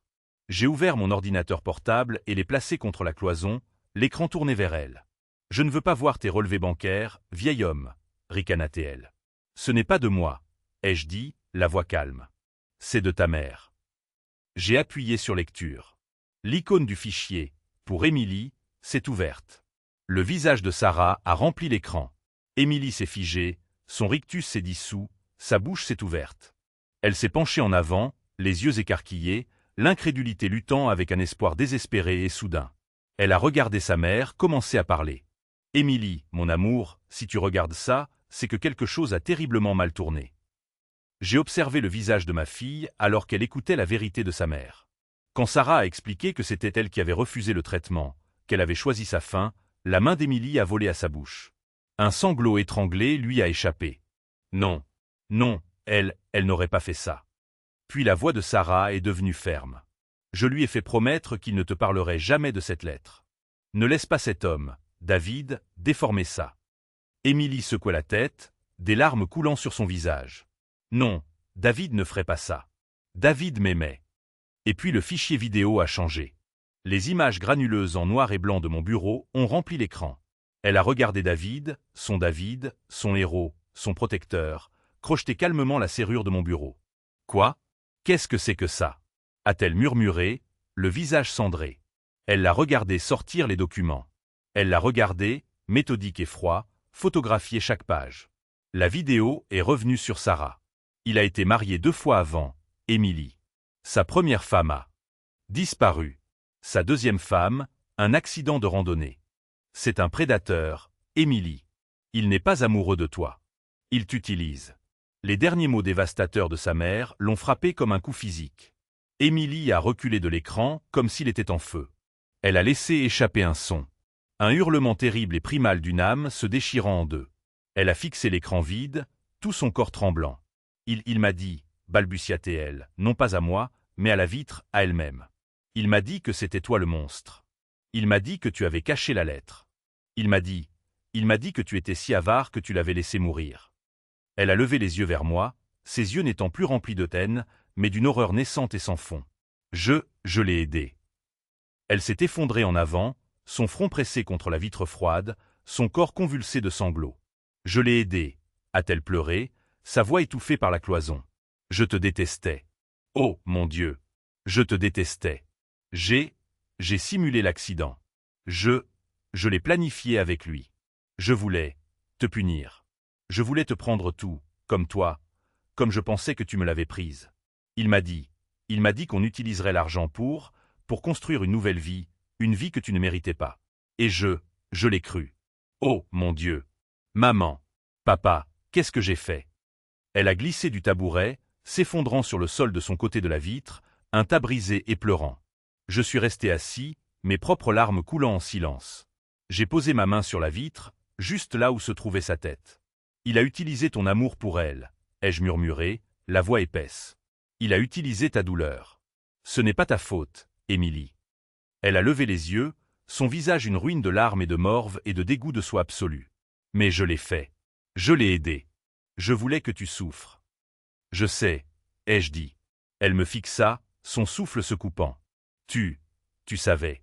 Tu savais. Et tu es quand même. Je suis toujours là, ai-je dit. Elle a pleuré, ses cris résonnant dans la pièce stérile. Et pour la première fois en 2 longues et angoissantes années, je ne pleurais pas seulement ma femme.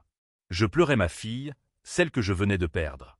Et peut-être, juste peut-être, celle que je venais de retrouver. C'est un meurtrier, a-t-elle finalement murmuré, ses yeux sombres d'un nouveau feu froid que je reconnaissais. C'était le feu de Sarah. Il a tué ses autres femmes. Il allait nous tuer. Elle s'est relevée, ses jambes instables, mais son regard était ferme. Elle m'a regardé droit dans les yeux. Je témoignerai, a-t-elle dit, sa voix n'étant plus le gémissement d'un enfant, mais le vœu d'une femme. Je leur dirai tout. Je le détruirai. J'ai pressé ma paume à plat contre la vitre froide et épaisse qui nous séparait. Elle a tressailli, ses yeux rouges et gonflés, regardant ma main comme si elle pouvait la frapper. Émilie, ai-je dit, la voix épaisse. Écoute-moi. Ta mère t'aimait plus que tout au monde. Et je t'aime aussi. Elle a secoué la tête, un mouvement violent et plein de haine de soi. Non, non, tu ne peux pas. Pas après. Pas après ce que j'ai fait. J'ai essayé de. Il a utilisé ton amour pour elle, ai-je interrompu, ma voix ferme, la forçant à croiser mon regard. Il a trouvé la chose la plus profonde, la plus pure en toi, Émilie. Ton amour pour ta mère. Et il l'a tordue. Il l'a empoisonnée. Il en a fait une arme. Ça, ce n'est pas ta faute. C'est son péché, pas le tien.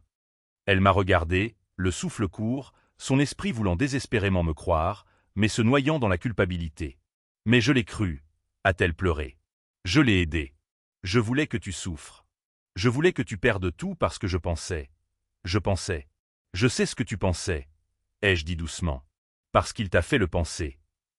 Elle a finalement, avec hésitation, pressé sa propre petite paume. Tremblante contre la vitre, en miroir de la mienne. Deux mains séparées par quelques centimètres de verre renforcé, mais plus proches que nous ne l'avions été depuis 2 ans. Tu ne comprends pas, a-t-elle murmuré, les larmes recommençant à couler, mais différemment maintenant. Pas des larmes de rage, mais de confession. Tu ne sais pas ce qu'il m'a montré. Ce n'était pas seulement la lettre. C'était tout. J'ai attendu, la laissant parler. C'était le poison qui devait sortir.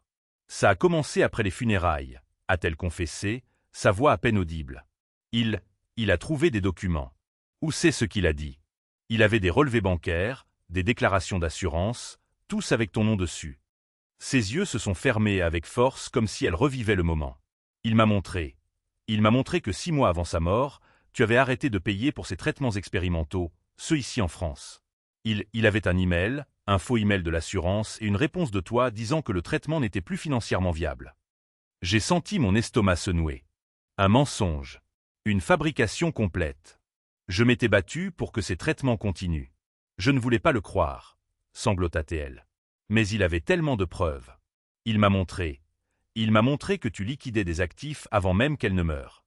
Il disait, il n'économise pas pour ses soins, Émilie. Il économise pour son héritage. Il avait même une fausse copie de son testament, une qui m'excluait. Il a dit que tu l'avais forcé à le signer. Il m'a fait croire que tu étais un monstre. Un comptable au cœur de pierre qui attendait juste qu'elle meure pour que tu puisses être riche. J'ai enfin compris. Ce n'était pas juste une lettre. C'était une campagne systématique, brillante et diabolique. Il avait construit une prison de mensonges autour d'elle, brique par brique, jusqu'à ce que sa voix soit la seule qu'elle puisse entendre. Il m'a fait te haïr, a-t-elle murmuré, sa voix rauque. Et je l'ai laissé faire. Elle a levé les yeux, et la fille brisée et pleurante avait disparu. À sa place se trouvait une femme. Une femme forgée dans la trahison, ses yeux maintenant clairs et froids d'un feu que je reconnaissais. C'était le feu de Sarah. Elle s'est levée, sa petite silhouette rigide d'une nouvelle et terrifiante résolution. Elle a pressé sa main à plat contre la vitre une dernière fois. Il s'est servi de moi, a-t-elle dit, sa voix n'étant plus un murmure, mais un vœu. Il a utilisé mon amour pour maman pour me faire te haïr. Ce n'est pas juste un escroc. Il est le mal incarné, et il ne s'en tirera pas comme ça. Elle m'a regardé droit dans les yeux. Je témoignerai, a-t-elle dit. Je leur dirai tout. Je le détruirai. Le procès fut un cirque médiatique. On l'appelait l'affaire du milliardaire fantôme. La salle d'audience était bondée. Les flashs crépitaient. J'étais assis au premier rang, juste derrière la table du procureur, avec maître Dubois à mes côtés. Émilie était plus loin, sous garde policière, attendant d'être appelée comme témoin. De l'autre côté de l'allée était assis Léo Thorne, qui n'était plus le charmant David Vance. Il était mince, pâle, ses yeux allants et venant comme un animal acculé. À côté de lui, le docteur Mercier fixait simplement ses mains, sa carrière et sa vie en cendres. Leurs avocats hors de prix avaient l'air suffisants, prêts à nous mettre en pièces. Le procureur, une femme vive nommée Alana Reyes, se leva. Sa voix était froide et claire, coupant à travers les murmures de la salle d'audience. « Mesdames et messieurs les jurés, commença-t-elle. Vous êtes ici aujourd'hui à cause d'un plan. Un plan n'est non pas de la passion, mais d'un calcul froid et méticuleux. Un plan pour voler une fortune, un plan qui nécessitait une fraude, une faute professionnelle médicale, et finalement, un complot en vue de commettre un meurtre. » Elle pointa. D'abord Mercier.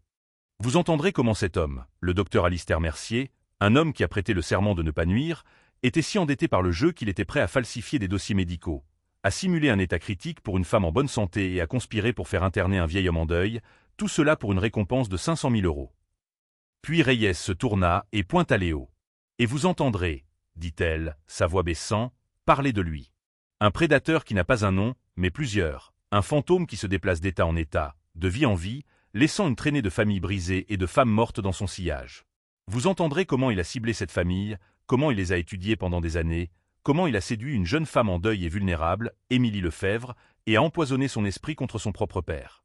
Vous entendrez comment lui, Léo Thorne, était le marionnettiste d'un stratagème visant à voler une fortune à 9 chiffres. Maître Dubois fut la première appelée pour établir les faits. Elle fut impeccable. Monsieur Lefebvre, expliqua-t-elle, a passé sa vie à bâtir un empire tout en vivant humblement. L'accusé, Léo Thorne, a découvert l'existence de cet empire et a commencé une opération de plusieurs années pour l'acquérir. Son mariage avec Émilie Lefebvre n'était pas un acte d'amour. C'était la première étape d'une prise de contrôle hostile. L'avocat de la défense objecta. Oui dire, conjecture. Rejeté, dit le juge. Continuez, maître Dubois. Dubois exposa les preuves financières, les virements bancaires des comptes de Thorne aux Caïmans aux détectives privés, les faux documents qu'il avait déjà préparés pour liquider le trust de Genève, les dossiers financiers de ses 2 précédentes épouses montrant exactement le même schéma. Mariage, consolidation financière et un mystérieux accident mortel. Le jury était horrifié. Mais le vrai coup vint de l'infirmière Hélène. Elle monta à la barre, son uniforme impeccable, ses yeux stables. « J'étais l'infirmière de Madame Sarah Lefebvre, » dit Hélène, sa voix remplissant la salle d'audience. Elle savait. Elle m'a dit de me méfier de lui. Elle a dit qu'il était un chasseur. Hélène raconta tout. Elle leur dit comment Émilie était entrée aux urgences en parfaite santé, se plaignant d'un léger mal de tête. Elle leur dit comment elle avait vu le docteur Mercier et David rire à la cafétéria. Et elle leur parla de la promesse qu'elle avait faite à Sarah. « Donc, vous avez placé un enregistreur audio ?» demanda le procureur. « Je l'ai fait, » dit Hélène sans sourciller. « Je ne pouvais pas les laisser faire à Henri ce qu'il prévoyait. »« Monsieur le Président, » dit le procureur. « L'accusation souhaite faire écouter le fichier audio récupéré dans la chambre 3 de l'USI de l'hôpital Saint-Louis. » La défense devint folle. Enregistrement illégal, irrecevable. Le juge les rejeta. Étant donné que cet enregistrement a été fait dans un hôpital par un professionnel de la santé pour empêcher ce qu'elle croyait être un crime en cours contre un patient, ce tribunal l'entendra. Le fichier fut joué. Les haut-parleurs remplirent la salle d'audience de ces voix terribles et claires. Docteur Mercier, le vieil homme est prévisible. Il sera de la pâte à modeler entre nos mains. David, Léo, il signera tout ce que je lui mettrai sous le nez.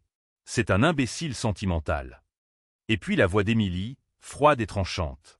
Assure-toi juste que la signature est nette, David. Et Mercier, tu auras tes 500 000 € après la liquidation du trust. Un hoquet de surprise parcourut la salle d'audience.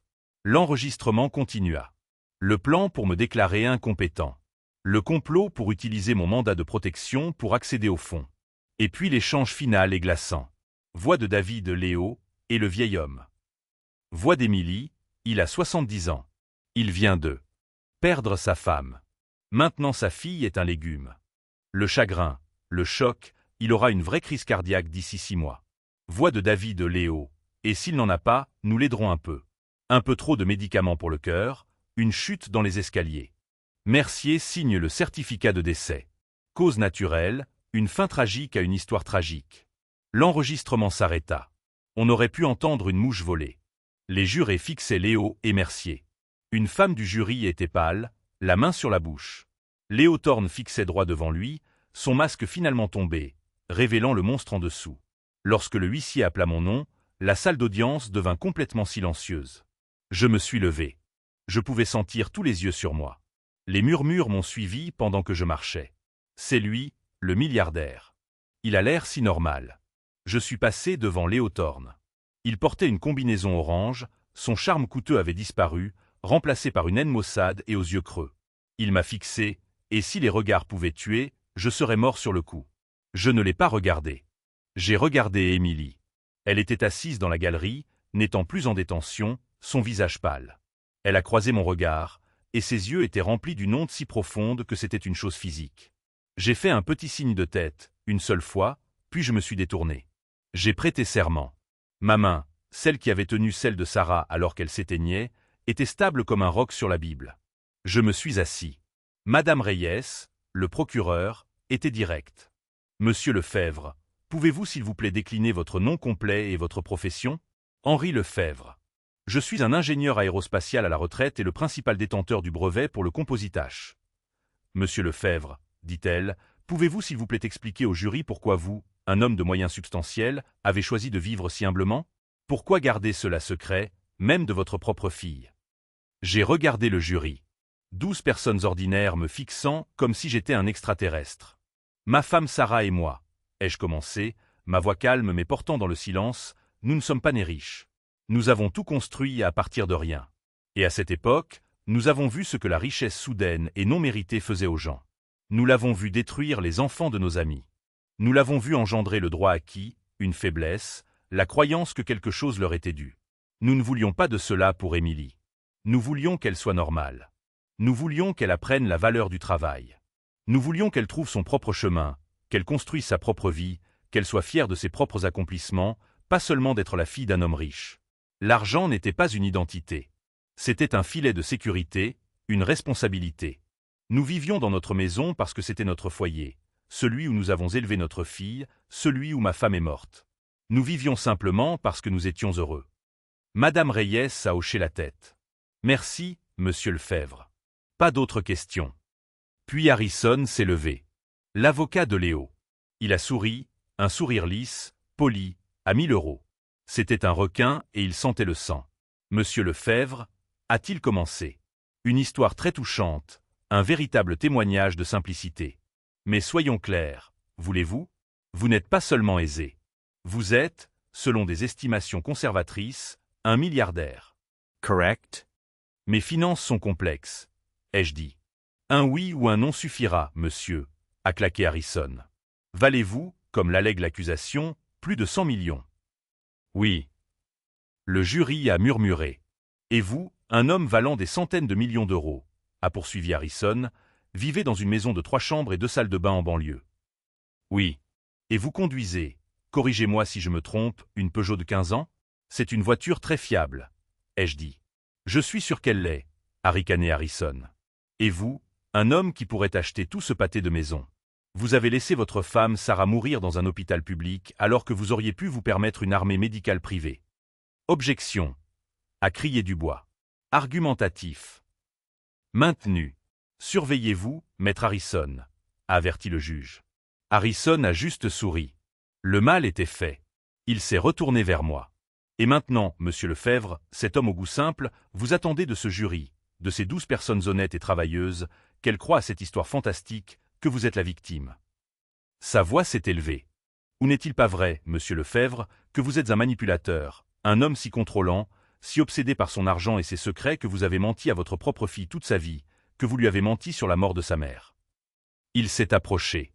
N'est-il pas vrai que vous avez refusé à votre femme un traitement salvateur pour économiser 5 millions d'euros, une somme qui pour vous n'est rien de plus qu'une erreur d'arrondi? Objection. Je l'autorise, a dit le juge. Il questionne le mobile du témoin. Vous pouvez répondre, monsieur Lefebvre. La salle d'audience était silencieuse. C'était le moment. Je le savais. Il le savait. J'ai marqué une pause. Je n'ai pas regardé Harrison. Je me suis tourné et j'ai regardé directement le jury, chacun d'eux, un par un. Oui, ai-je dit, ma voix claire et stable, résonnant dans le silence. Je m'attends à ce que vous le croyiez. Je m'attends à ce que vous croyiez, ai-je continué, que je vis dans cette maison parce que ma femme et moi l'avons achetée avec notre premier vrai salaire, et c'est mon foyer, l'endroit où mon enfant a grandi, l'endroit où ma femme a rendu son dernier souffle. C'est sacré pour moi. Je m'attends à ce que vous croyiez que je conduis cette voiture parce qu'elle est sûre et qu'elle fonctionne. Je n'ai pas besoin d'une machine Tapax en grave-l'œil des chairs pour prouver ma valeur à quiconque. Mon esprit et les brevets qui en sont issus le font pour moi. Et oui, je m'attends à ce que vous croyiez que j'ai respecté le dernier souhait angoissant de ma femme mourante de mourir en paix chez elle, pas dans un laboratoire stérile en Allemagne. Un choix qu'elle a fait, un choix que j'ai honoré parce que je l'aimais plus que ma propre vie. Je me suis finalement tourné et j'ai regardé Léo Thorne. Son visage était pâle. Maître Harrison, vous avez raison sur une chose, ai-je dit, ma voix s'élevant.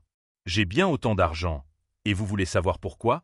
Parce que je sais, et ma femme savait, que l'argent ne définit pas votre valeur. C'est un outil. C'est une responsabilité. Ce n'est pas une identité. J'ai pointé Léo du doigt. Mais clairement, ai-je dit, ma voix tremblant d'une rage froide et dure, l'accusé ne le croit pas. Il croit que l'argent est tout ce qui compte. Il croit que ça vaut la peine de mentir pour ça. Il croit que ça vaut la peine de manipuler une fille en deuil pour ça. Il croit, comme vous l'avez tous entendu sur cette bande, que ça vaut la peine de tuer pour ça. Et ça, c'est la seule raison pour laquelle je suis assis ici et pourquoi il est assis là. La salle d'audience était complètement, absolument silencieuse. Harrison me fixait, son sourire suffisant disparu, sa bouche légèrement ouverte. Il n'avait plus de questions. Le jury a délibéré pendant 2 jours. Ce furent les 2 jours les plus longs de ma vie. J'étais assis dans ma maison calme et vide, le silence plus lourd que jamais. Je regardais le téléphone, me demandant si Maître Dubois avait des nouvelles. J'entrais dans l'ancienne chambre d'Émilie, intacte depuis son départ pour l'université, et je restais simplement là. Que ressent-on lorsque son unique enfant a conspiré pour vous détruire? Émilie, m'a-t-on dit, était dans une cellule sécurisée, attendant le verdict. Léo Thorne et le docteur Mercier étaient en détention fédérale. Le 3e matin, l'appel est arrivé. Henri, ils ont un verdict. C'est l'heure. La salle d'audience était un cirque. Il n'y avait que des places debout. La presse, les curieux, les familles des autres victimes de Léo. L'air était si épais d'anticipation qu'il semblait difficile de respirer. Je me suis assis au premier rang, directement derrière Maître Dubois. Ils les ont fait entrer. Le docteur Mercier ressemblait à un fantôme. Il traînait les pieds, le visage gris et luisant de sueur. Léo Thorne. Il était différent. Il portait une combinaison orange, son charme coûteux avait disparu, mais il avait toujours ce sourire arrogant, comme si tout cela n'était qu'un jeu très fastidieux auquel on le forçait à jouer. Puis ils ont fait entrer Émilie. Elle était menottée au poignet, vêtue d'un simple tailleur gris fourni par son avocat. Des rangées de gens se sont tournés pour la regarder. Il m'a regardé une seule fois, et son visage était un masque de haine pure et sans mélange. Il n'a pas dit un mot. Il a juste regardé. Et j'ai su à ce moment-là que ce n'était pas un homme qui ressentait des remords. C'était un homme qui était seulement en colère d'avoir été attrapé. Le juge a été rapide. « Docteur Alistair Mercier, dit-il, sa voix résonnant dans le silence. Pour votre violation flagrante de votre serment médical, votre complot en vue de commettre une fraude et votre rôle dans ce complot odieux, ce tribunal vous condamne à 20 ans de prison. » Mercier s'est affaissé, un homme brisé. Le juge s'est tourné vers Léo. « Monsieur Thorne, vous êtes un prédateur du plus haut niveau. Vous vous en prenez aux personnes en deuil et vulnérables. Vous utilisez l'amour comme une arme et la confiance comme un outil pour le meurtre. Pour les meurtres de Clara et Maya Chen, ce tribunal vous condamne à 2 peines de réclusion à perpétuité consécutive sans possibilité de libération conditionnelle. Vous mourrez derrière les barreaux. » Le sourire de Léo n'a jamais faibli. Il a juste hoché la tête une fois, comme si le juge venait de lui donner la météo. Puis le juge s'est tourné vers Émilie. « Mon cœur s'est arrêté. Madame Lefebvre-Vance, dit le juge, sa voix s'adoucissant d'une fraction, mais toujours pleine d'acier. Ce que vous avez fait était monstrueux. Vous avez conspiré contre votre propre père. Vous avez déshonoré la mémoire de votre mère. Vos actions étaient égoïstes et, dans leur intention, profondément cruelles. » Émilie pleurait en silence, tout son corps tremblant. « Cependant, a poursuivi le juge, ce tribunal reconnaît également que vous étiez aussi une victime d'une manipulation psychologique profonde et systématique, et quand le moment est venu, vous avez choisi de dire la vérité à un grand coup personnel. » Il la regarda. « Pour l'accusation de complot en vue de commettre une fraude, ce tribunal vous condamne à 5 ans de prison avec sursis. Vous purgerez 5 ans de probation, 2000 heures de travaux d'intérêt général et un suivi psychologique obligatoire. » Elle était libre. Émilie s'est effondrée en avant, sanglotant de soulagement, la tête sur la table. Je ne ressentais rien, juste le vide. C'était fini. Les monstres étaient en cage. Ils ont emmené le docteur Mercier. Ils ont emmené Léo Thorne. En passant devant moi, il s'est arrêté. Il m'a regardé, et ce terrible sourire charmant est revenu. « Tu es un homme plus riche que je ne le pensais, Henri, » a-t-il murmuré pour que moi seul puisse l'entendre. « Mais tu es toujours tout seul. » Les gardes l'ont poussé en avant. Je me suis levé. J'ai traversé l'allée jusqu'à la table de la défense où Émilie pleurait encore, en train d'être libérée de ses menottes. Elle a levé les yeux vers moi, son visage une ruine. « Papa » a-t-elle murmuré. Je ne savais pas quoi dire. Que dit-on à la fille qui a essayé de vous détruire? Que dit-on à la femme qui vient de vous sauver la vie? Un policier a doucement touché son bras. « Mademoiselle Lefebvre-Vance, vous êtes libre de partir. » Émilie s'est levée, mais elle n'a pas bougé. Elle m'a juste regardé, ses yeux suppliants. « Papa, je n'ai nulle part où aller. » J'ai regardé ma fille, l'enfant que j'avais élevé, la femme qui avait comploté contre moi, la victime qui avait, à la fin, choisi la vérité. J'ai expiré un souffle que j'avais l'impression de retenir depuis 2 ans. « Rentrons à la maison, Émilie, » ai-je dit. « Rentrons juste à la maison. » Nous sommes rentrés du palais de justice dans ma vieille Peugeot. Le silence était assourdissant, plus lourd et plus suffocant que n'importe quelle dispute n'aurait pu l'être. Nous étions deux étrangers liés par le sang et la trahison, assis dans une boîte de métal. Nous sommes entrés dans la maison silencieuse, la maison qu'elle avait essayé d'aider à voler, la maison que sa mère avait aimée. Elle semblait contaminée. Émilie se tenait au milieu du salon, se tordant les mains. Elle avait l'air perdue, un fantôme dans la maison de son enfance. « Papa » a-t-elle finalement murmuré, sa voix si petite qu'elle faisait à peine un son. « Je ne sais pas quoi faire. Je ne sais pas où aller. » Je l'ai juste regardé, mon cœur une pierre froide et lourde dans ma poitrine. Léo, balbutia-t-elle. Il m'a fait prendre des cartes de crédit à mon nom pour nous, pour le plan. Il a dit que c'était pour construire notre nouvelle vie. Il a dit que c'était juste un transfert d'argent. Je n'ai pas compris. Elle tremblait, tout son corps frissonnant. Papa, je suis dans un pétrin monstre. Je dois plus de 200 000 €. Elle s'est effondrée sur le canapé, celui que Sarah et moi avions choisi ensemble il y a 30 ans, et elle a juste craqué. Elle a mis sa tête dans ses mains et a sangloté d'un son profond, angoissant et sans espoir. Elle était libre de lui, mais il l'avait quand même laissé enchaîner. Je n'ai rien dit. Je l'ai juste regardé un instant. La femme qui avait conspiré contre moi, maintenant complètement ruinée. Je me suis retourné et je suis allé dans mon bureau. Je suis allé à la vieille bibliothèque, j'ai sorti l'exemplaire de Moby Dick et j'ai ouvert le coffre-fort. J'ai plongé la main à l'intérieur, dépassant le disque dur avec la vidéo de Sarah, dépassant les documents de brevet du compositage. J'ai sorti un autre dossier, un mince dossier relié en cuir. Je suis retourné dans le salon. Émilie pleurait toujours, ses épaules secouées. Je me suis assis dans mon vieux fauteuil en face d'elle. J'ai ouvert le dossier. Il contenait un carnet de chèques. Un carnet de chèques d'une banque dont elle n'avait jamais entendu parler, un compte d'entreprise. J'ai sorti mon stylo, le même stylo rouge que j'avais utilisé pour écrire « non » sur cette lettre fatidique. J'ai écrit une date. J'ai écrit son nom. J'ai écrit un montant. J'ai signé d'une main ferme. J'ai déchiré le chèque. Le son était fort dans la pièce silencieuse des en pleurs. Je me suis penché en avant et je l'ai posé sur la table basse devant elle. Elle a levé les yeux, son visage strié de larmes et de honte. Elle a regardé le chèque. Ses yeux se sont écarquillés. Elle l'a fixé, son cerveau incapable de traiter les chiffres. Ce n'était pas pour 200 000. C'était pour bien plus. Quoi? Qu'est-ce que c'est? A-t-elle murmuré. Je ne peux pas. C'est ton salaire, ai-je dit, ma voix plate, dépourvue d'émotion. C'est ton arriéré de salaire. Elle me regarda, complètement confuse. Salaire? Quoi? De quoi parles-tu? Je travaillais dans une association. Je gagnais 30 000 par an. Je sais, ai-je dit. Tu travaillais à la Fondation Sarah Lefèvre pour les arts communautaires. Ta mère l'a créée. Elle l'a fondée secrètement, Élie. À 5 ans, Émilie était perdue. Maman l'a fondée? Mais pourquoi? Elle n'a jamais rien dit. Parce qu'elle te connaissait, ai-je dit doucement, la froideur de ma voix se brisant enfin. Elle connaissait ton cœur, Émilie. Mais elle l'a aussi vu. Elle a vu Léo Thorne, ou David comme il se faisait appeler. Elle l'a vu avant qu'il ne fasse partie de ta vie. Elle savait que c'était un chasseur. Elle savait qu'il te ciblerait. Elle savait. Et elle a créé un trust privé séparé du mien, juste pour toi. J'ai expliqué les conditions que Sarah avait posées. Elle a mis une condition de 5 ans. Tu ne pouvais pas simplement avoir l'argent, tu devais le mériter. Tu devais travailler pendant 5 ans dans cette association spécifique, celle qu'elle a créée pour toi.